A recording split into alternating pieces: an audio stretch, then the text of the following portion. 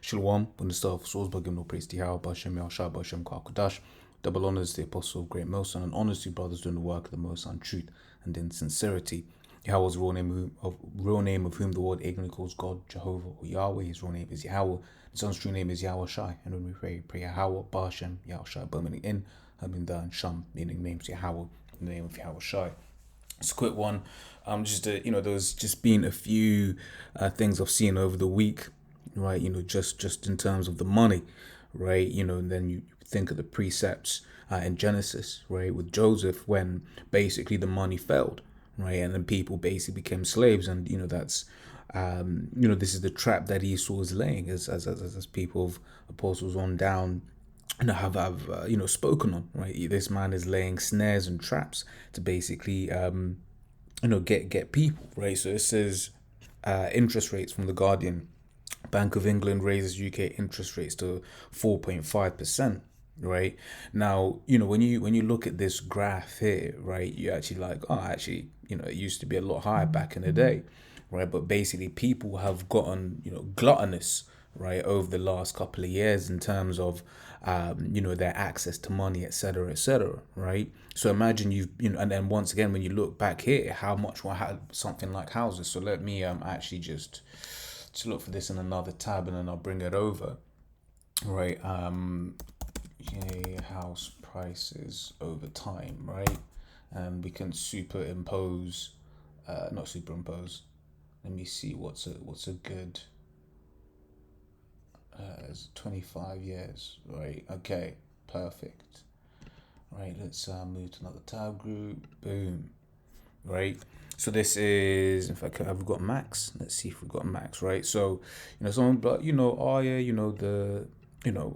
this used to be high back in the day, but when you actually look, right, let's say at 2010, what we were dealing with in terms of house prices, right? So the median was around 100 and median or average, right? The average was around 150,000, right? And that average has now more than doubled, right? So imagine you're paying a mortgage, right, on significantly more money, right, for less. And in London, right, because I saw this, I was like 300,000, but this is average for the entirety of the UK, right? I don't know whether we can find one just for London. In fact, let's go back and let's do ONS. This is just October, isn't it? It's gonna be October. Nah, because that's the Office of National Statistics. And everything, all agents. Let's see, adjusted for inflation. Let's see what we can find. Right.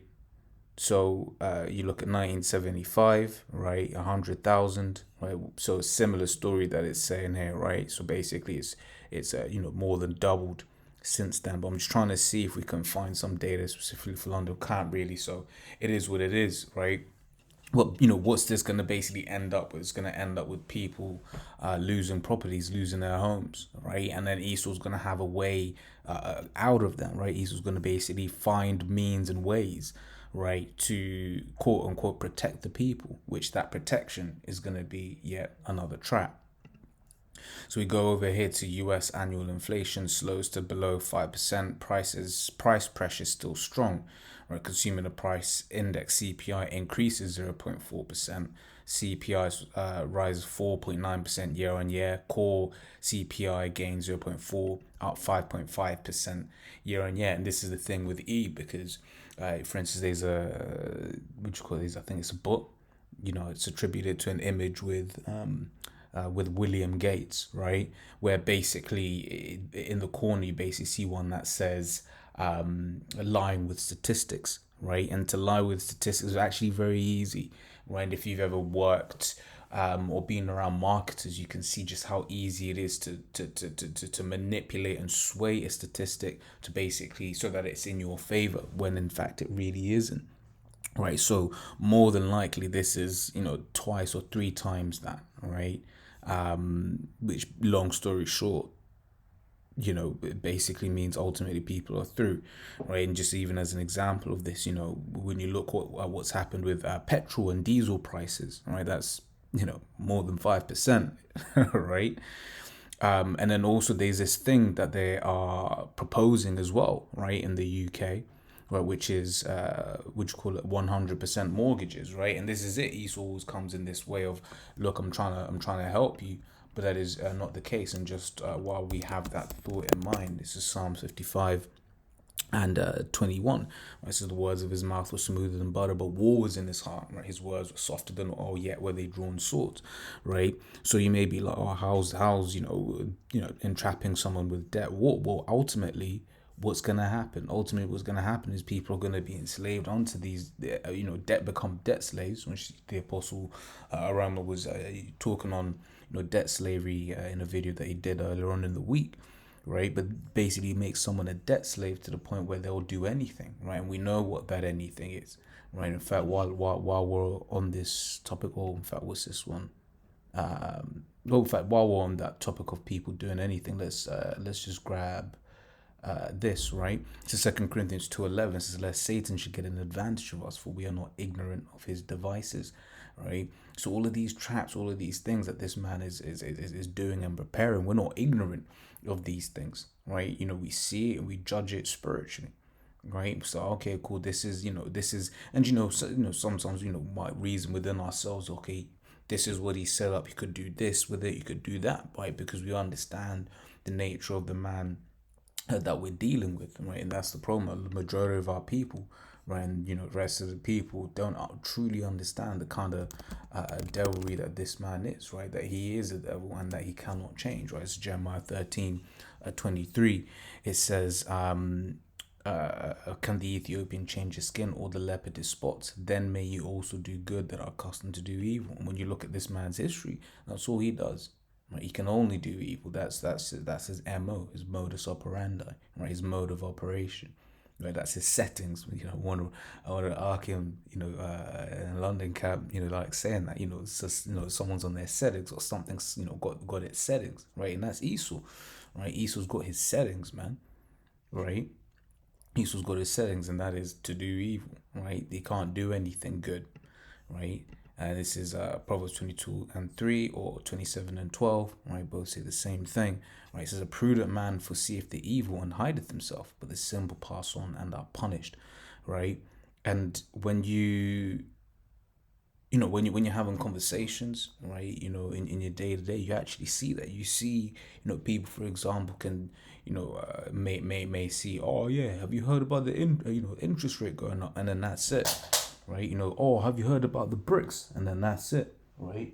They haven't got the wherewithal, the eyesight to put the puzzle together, right? And once again, that's why the scripture says, blessed are your eyes for they see, and your ears for they hear, right? Because the Lord has allowed us and opened up our mind, right, to be able to piece this thing together. You read that in Amos 3:7, for example, speaks about, Lord will do nothing, but he revealeth the secret unto his servants, the prophets, right, which is going into the understanding of these scriptures, right, which allows us to then filter out what's happening in this world through the scriptures, right? So once again, when Esau's talking about, universal basic income, we understand, okay, he is getting ready to crash this system, right? And once again, that's why, we've got all of these different, articles and talking points over the last week or so, just on different, revelations. It's not the word, but different.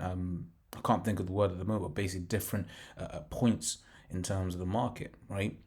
And just to show you just how different the pricing in London is in comparison to the rest of the cities, we're seeing in these like different, average being around what 275 or whatever. You'll be lucky to find something in London for that much, right? So the true cost of, and then this is the trap of Esau, right? Debt traps, right? The true cost of 100% mortgage worth on a property worth 250k, right? So your monthly repayments, right, are 1,533, right? But over the course time, which we ain't gonna be here in 25 years, right? But that base, that 250 grand house, right, would cost you 460,000, right? And your 600,000 pound house, which even there are certain degraded parts of London which are just there like that, where properties are significantly around this and significantly more, right? And but we're just there like, nah, I ain't trying to, I ain't trying, if we got to be where we got to be, right? Where the Lord allows us, to rest our heads, right? But people who have this kind of money to spend. But long story short, it says total cost of a £600,000 house, right? 1.1 million, right, over the course of the term, right? So once again, Esau's coming with this thing about, oh, this is for your benefit. That really isn't, right? And this 100% mortgage is a sign that this man is about to do something horrible to the what do you call it, to the housing system, and therefore the entire entire market in general, right? In fact, I'm just going to look for something once again on the other screen, right? This is, what did it say? I'm just trying to find it. This is something this cunt, Elon Musk. All right, move to another tab group. Same thing again. Boom. Right.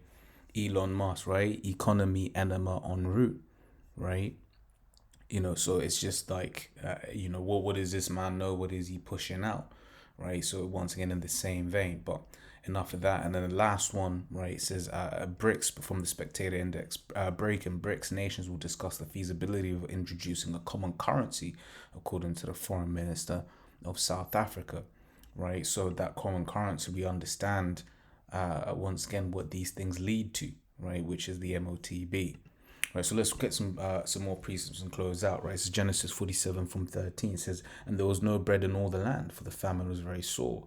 So that the land of Egypt and all the land of Canaan fainted by reason of the famine." All right, and when you look at what's happening, for instance, in Holland, right, and how this man is basically he's damn, I can't think of the word.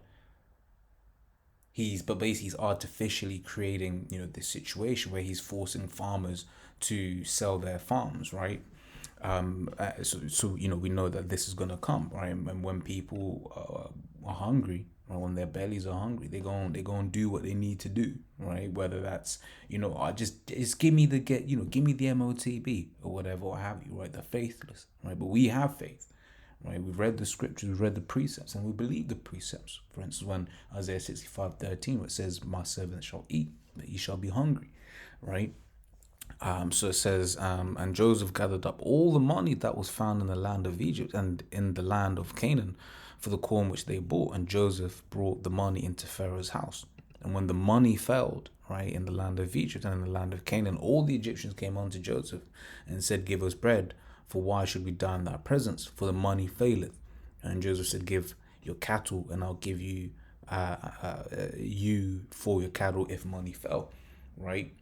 And then when you get to the end, what happens, right? They all give themselves basically into slavery, right? They basically say, "Look, man, hey, we ain't got anything else to give, right? We'll give ourselves," right? And that's why, for instance, scripture says this: in things are gonna get dicey, man, because you're gonna have those that have and those that don't have, and those that don't have are gonna want the things of the people that have, right? So it's 2 Ezra 15:19. "A man shall have no pity upon his neighbor." Once again, when you're hungry, right, people will do anything, right? So much so that they gave all their money, they gave all their cattle, right, all their herds and whatever, what have you, right? But as you see here, but our bodies and our lands, right? So they was like, "Look, man, we need something. We don't care."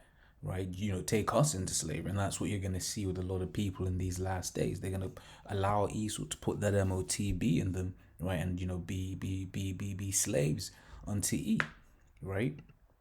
So it says, and a man shall have no pity upon his neighbor, but shall destroy their houses with a sword and spoil their goods because of the lack of bread and for great tribulation, right? Because things are going to get real bad, right? I was on reason with a brother, right? And it's just like, yo, in this Western world, right? This Western world, people don't know difficulty like that. Right? Yeah, you get Jake that be broke, right? In the family or whatever, how they be broke, and they just do what they gotta do, right? And they survive, and but in contrast to what happens in the third world, right?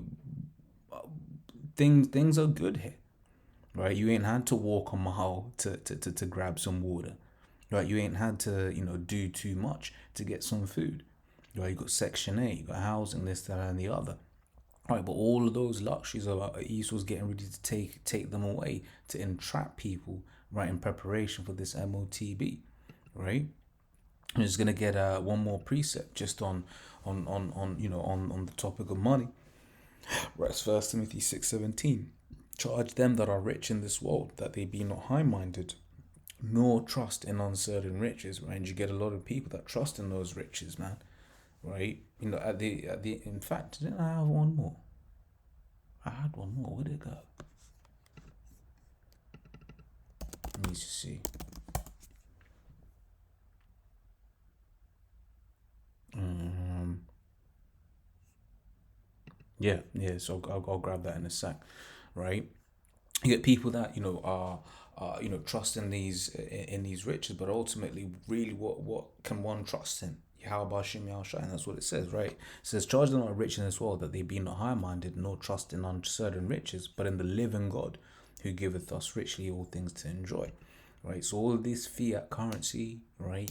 All of these cryptos, all of that sort of stuff, right? Those ultimately ain't gonna save anyone. Now, scriptures do say money is a defense, right? But ultimately, who's the true defense, right? It's how Yahweh Shem Yahushai. Okay, so as these days progress, as time goes past, right? That's the only hope and that we're gonna have in these days, right? Because things are gonna get bad, man. Esau's gonna crash this system. Right? We don't know the exact ways he's gonna do it. Whether it's gonna be an implosion, right? Whether it's gonna be a switcheroo, right? We don't know, right? But we'll just have to wait and see, right? But we do know that he's gonna, change this financial system. He's gonna make people suffer pain, as we read here, right? For great tribulation, right? So the last precept, this is Proverbs 23:5, says, wilt thou set thine eyes upon that which is not? For riches certainly make themselves wings; they fly away as an eagle toward heaven. Right, so riches come and riches go. Scriptures always say it's nothing for the Lord to make a poor man rich. Right, it's nothing to the Lord. Okay, however, in these days, ultimately, the only trust and faith that we can have is in Yahweh Shem Shai, right? So yeah, it's always what I was edifying. Until next time we say, Shalom.